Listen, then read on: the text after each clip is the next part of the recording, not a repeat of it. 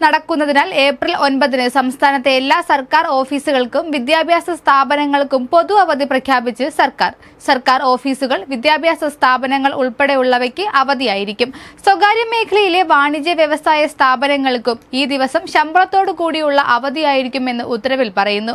വോട്ടുള്ള മണ്ഡലത്തിന് പുറത്തു ജോലി ചെയ്യുന്ന ജീവനക്കാർക്കും വോട്ട് ചെയ്യാൻ പോകുന്നതിനായി ശമ്പളത്തോടു കൂടിയ അവധിക്ക് അർഹതയുണ്ട്.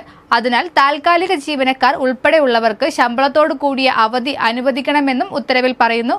കേരളത്തിൽ വോട്ടെടുപ്പ് ഏപ്രിൽ 9 വോട്ടെണ്ണൽ മെയ് 4 കേരളത്തിനോടൊപ്പം അസം, പുതുച്ചേരി എന്നിവിടങ്ങളിൽ ഏപ്രിൽ 9 വോട്ടെടുപ്പ് നടക്കും. തെരഞ്ഞെടുപ്പിനെ നേരിടുന്ന പ്രമുഖ സ്ഥാനാർത്ഥികൾ കഴിഞ്ഞ ദിവസം നാമനിർദ്ദേശ പത്രിക സമർപ്പിച്ചിരുന്നു. ബാക്കിയുള്ള സ്ഥാനാർത്ഥികൾ ഇന്ന് നാമനിർദ്ദേശ പത്രിക സമർപ്പിക്കുമെന്നാണ് വിവരം. ചൊവ്വാഴ്ചയാണ് പത്രികയുടെ സൂക്ഷ്മ പരിശോധന. നാമനിർദ്ദേശ പത്രിക പിൻവലിക്കാനുള്ള അവസാന തീയതി 26 വ്യാഴാഴ്ചയാണ്. കൂടാതെ വോട്ടർ പട്ടികയിൽ ഇതുവരെ പേര് ചേർത്തിട്ടില്ലാത്തവർക്ക് പട്ടികയിൽ പേര് ചേർക്കാനുള്ള അവസാന തീയതിയും നാളെയാണ്.